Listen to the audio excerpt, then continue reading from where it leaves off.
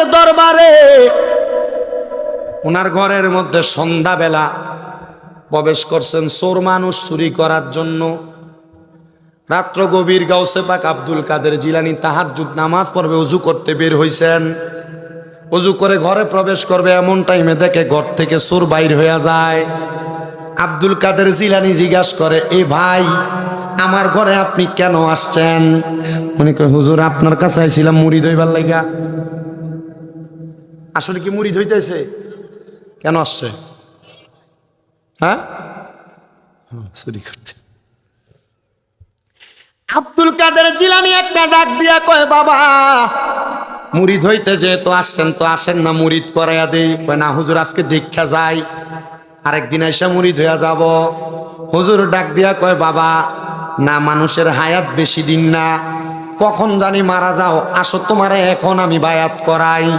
হুজুর বায়াত যে হব, ওযু তো করি নাই, চিন্তা করছো ওযুর নাম দিয়ে আমি কোনো রকম ভাগা যায়?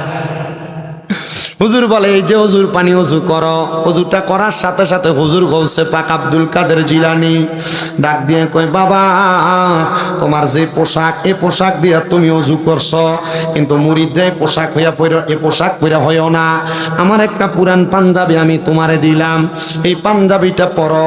গৌসে পাক আব্দুল কাদের জিলানী ওনার একটা পাঞ্জাবি তারে পরাইছে, ওনার একটা পাগড়ি দিয়া কয়, বাবা পাগড়িটা মাথায় দাও, তারপরে তুমি আমার কাছে মুরিদ হও। পাঞ্জাবি আর পাগড়ি লাগায়াম হুজুর গৌসে পাক আব্দুল কাদের জিলানীর কাছে বলতেছে, হুজুর এবার মুরিদ করাইয়া দেন, আমি তাড়াতাড়ি যাইতে হবে। হুজুর গৌসে পাক, কারণ চোর মানুষ, যত সময় নষ্ট হবে তার তো চুরি করার সময় তত কমব, কারণ চোরের সুযোগ হইল গোপনে গোপনে চুরি করা। কথা কয় না, ঠিক কিনা বাবা? এমন অনেক চোর সোনার বাংলাদেশে আছে যারা গম চুরি করে, বুট চুরি করে, আছে না নাই? মানুষের চাল চুরি করে, এমন চোরও আছে না নাই? আবার বাংলাদেশে যেই চোরের কথা আমি আমার খুতবার ভিতরে বলছি, মাহে রমজান মাস আসলে মানুষের ওজনের মধ্যে কমও দেয়। মাহে রমজান মাস আসলে তেল মজুদ কইরা, ডাইল মজুদ কইরা, চাল মজুদ কইরা, বাজারে মালের সংকট দিয়া মানুষ থেকে দাম বেশি নেয়, এমন চোরও বাংলাদেশে আছে না নাই? আছে। এই রমজান মাস আসলে সোনার বাংলাদেশের সোনার ছেলেরা তখন মালকে মজুদ করে মালের দাম বাড়াইব। মিডল ইস্ট সহ সৌদি আরব বলেন, দুবাই বলেন, আবুধাবি বলেন, বিভিন্ন দেশের মাহে রমজান উপলক্ষে ব্যবসায়ীরা ব্যবসায় লাভ না কইরা মানুষকে ফ্রিতে মাল দেয়, ফ্রিতে অনেক ব্যবসায়ীরা দেয়। কারণ আমার বাংলাদেশিরা চিন্তা করে কি, রমজান মাসে বেশি লাভ করতে, ঈদের সময় গাড়ি ভাড়া বাড়িয়ে দেয়, রমজান মাসে গাড়ি ভাড়া বাড়া দেয়। কি লেগে বাড়াইছ? বলে ঈদ না, বোনাস, তার বাপ দাদার সম্পদ। বোনাস কি মানুষ থেকে চাইয়া নেয় না, দেয়, উজ্জা দেয়, নিচ থেকে দেয় না?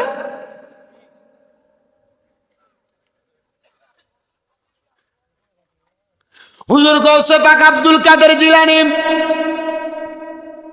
ডাক দিয়া কয়, বাবা তোমার ডাইন হাতটা একটু বাড়াও। হুজুর বলতেছেন ডাইন হাতটা বাড়াও, সাথে সাথে ডাইন হাত বাড়াইয়া দিছে। বাবা তুমি আবার মুরিদ হওয়ার জন্য আমার মুখে মুখে বলো কোনোদিন নামাজ ছাড়বা না। হুজুর নামাজ ছাড়তাম না। তুমি বলো কোনোদিন মিথ্যা কথা বলবা না। হুজুর মিথ্যা কথা বলতাম না। তার কাম হইল কোন রকম মুরিদরা হয়ে এখান থেকে বাগি আমার চুরি করা লাগবো। গাউসে পাক তারে এই বাক্যে মুরিদ করাইলেন। মুরিদ শব্দের অর্থ কি জানেন? মুরিদ হওয়া মানে হচ্ছে আবদ্ধ হওয়া, ওয়াদাবদ্ধ হওয়া, মিশে যাওয়া, মিলে যাওয়া। আপনারা অনেকে আছেন, বিভিন্ন জায়গার বায়াত আছেন, সাহেব কেবলার বায়াত আছে না, অনেক এলাকায় আছেন না আপনারা, ওয়াদাবদ্ধ হয়েছেন। ওনারা ওনাদের জবান দ্বারা যা বলছে আপনি তা বলছেন, তা পালন করবেন, এটা বইলে ওয়াদা করছেন। উনি ওয়াদা করলেন, মুরিদ হইলেন। উনি কোনোদিন নামাজ ছাড়বে না এবং উনি কোনোদিন মিথ্যা কথা বলবে না। এ কথা বইলা গাউসে পাক আব্দুল কাদের জিলানী বলে, বাবা যাও এবার তুমি তোমার কাছে যাও। কথার ভিতরে হাকিকত আছে। আব্দুল কাদের জিলানী বলে তুমি তোমার কাছে যাও, তার মানে সে কেমন কাজে যাবে আব্দুল কাদের জিলানীও সেটা জানে, জানাইছে একজন, তিনি আমার আল্লাহ। আউলিয়া কেরাম ওনাদের মুরিদের বিভিন্ন খবরাখবর রাখেন।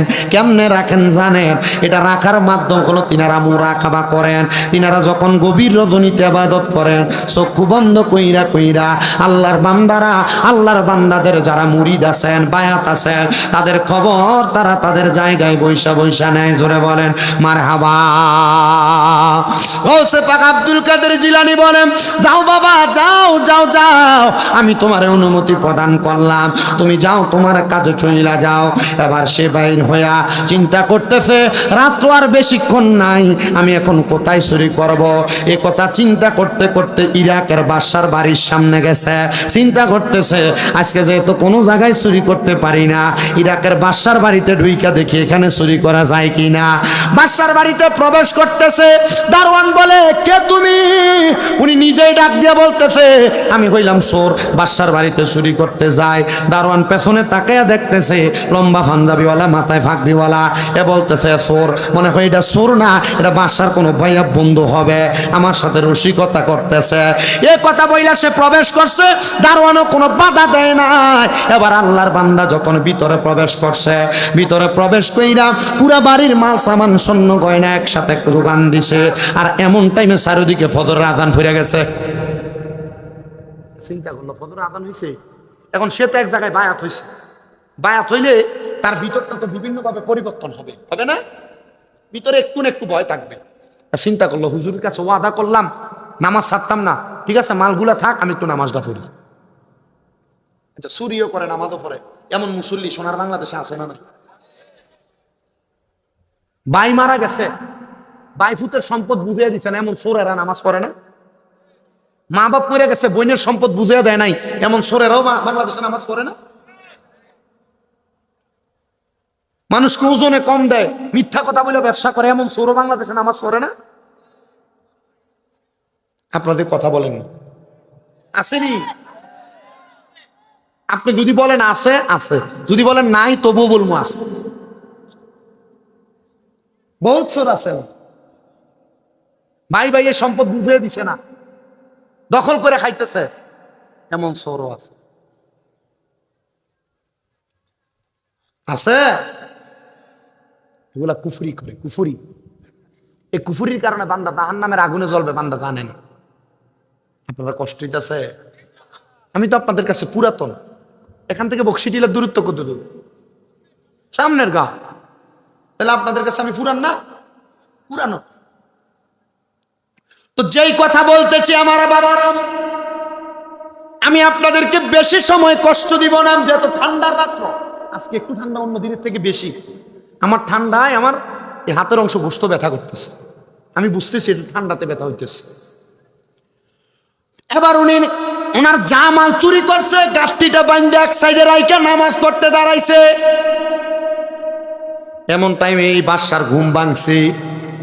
বাদশা ঘুম ভাঙ্গা দেখতেছে বাদশার বাড়ির বড় বড় সিন্দুক গুলা ভাঙ্গা, সিন্দুকের মাল সামান গুলা চুরি করে করে কে জানি নিয়ে গেছে।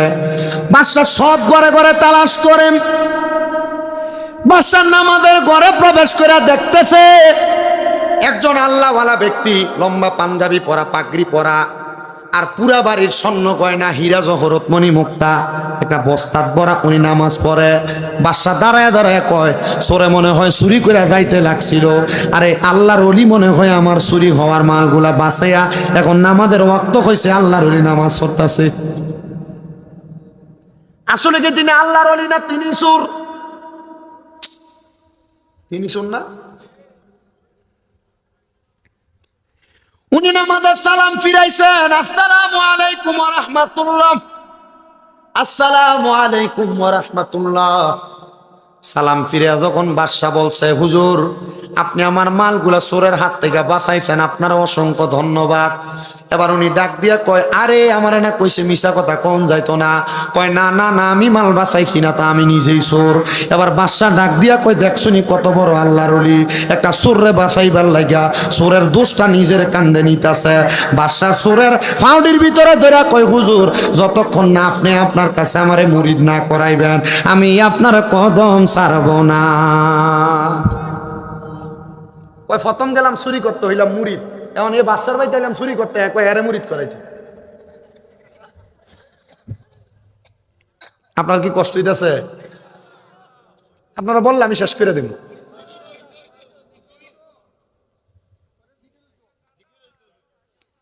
আজকে